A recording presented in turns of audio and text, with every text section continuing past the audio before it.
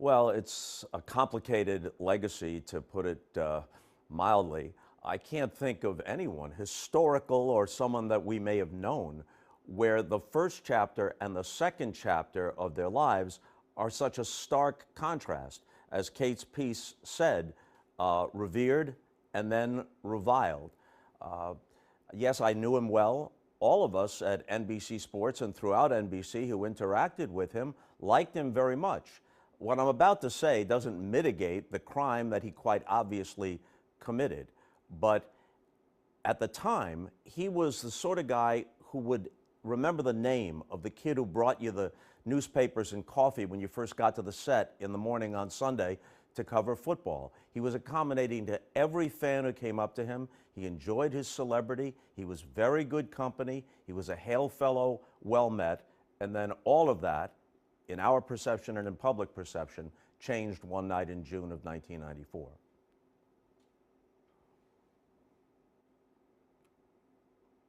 Yes, we can hold multiple truths in our head at the same time, even if some of those truths at the time confused people who were inclined to view it through an emotional prism rather than a rational prism. It is simultaneously true that there's a long history of injustice by the justice system toward African Americans, and that continued well into the 1990s and to some extent continues today.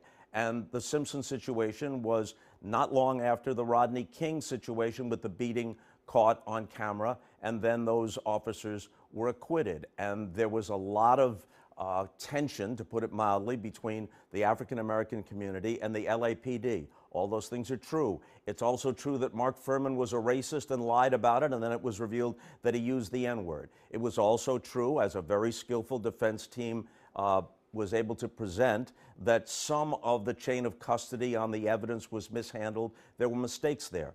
All those things can simultaneously be true, and it's also true that it's impossible to even postulate that anyone other than OJ Simpson committed these crimes.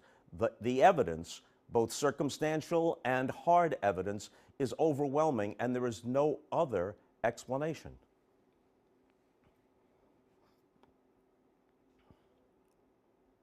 Well, NBC was in a unique position. Every other network, every cable entity went live and carried it for hours upon hours.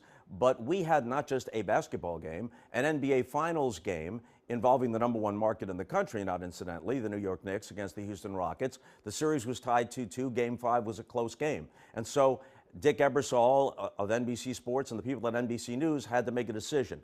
And throughout that evening, Marv Albert was calling the game. Sometimes he'd throw it to me. I would then transition to Tom Brokaw, who was at 30 Rock. He would summarize the situation, which he called a Shakespearean tragedy, and it certainly fit that description. And then I'd send it back to Marv Albert. And other times, we'd split the screen. So Ewing and Olajuwon would be going at it at Madison Square Garden, and the Bronco would be making its way slowly down the 405 on the other side of the screen. It was surreal, to put it mildly.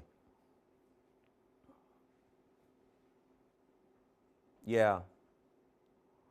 Yeah, at his request, I visited him in November of 1994, before the trial started.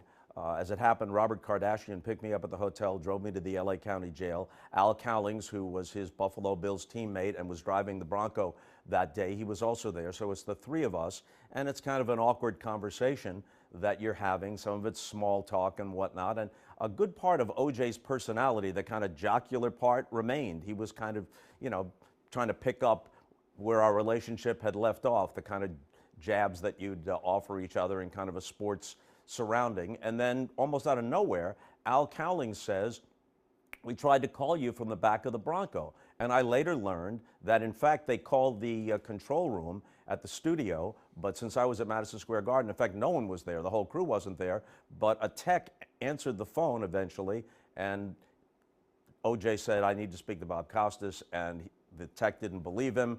"Yeah, right. Who's calling?" OJ Simpson. "Yeah, right." Click. Hung up the phone. And so I asked OJ, what would make you think in that moment that you'd want to speak with me?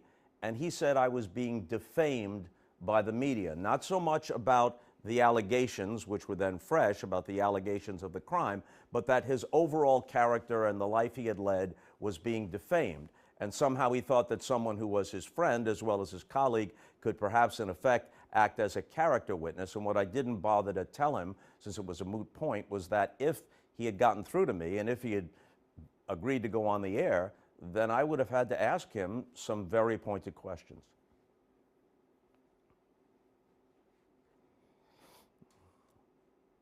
Oh, yeah, well, they brought him out. He came around a corner, flanked by two guards. It looked to me like he'd lost about 20 pounds. He was wearing a blue prison jumpsuit, and he was shackled at both wrists and both ankles. And then when he sat down on the chair on the other side of the glass, they removed 3 of them and put one of the shackles on one of the legs of the chair, and there was a glass partition between us. And so the way you shake hands is that you put your hand up and match it with his. And apart from that, there's a story which he disputes, but it did happen. I think this is what you're alluding to. I, as it happened, coincidentally, had cut my hand. I stuck my hand in a dop kit and a razor blade, small cut, and I just had a bandage on it. And when I put it up there and he saw the bandage and a little drop of blood, he said, wait a minute, you did it. I didn't. You know, there's a million things to feel bad about. I just thought in that moment it was an attempt in an awkward situation to lighten the mood, if that was possible. I didn't read anything more into it than that, but it was a little weird. Yeah.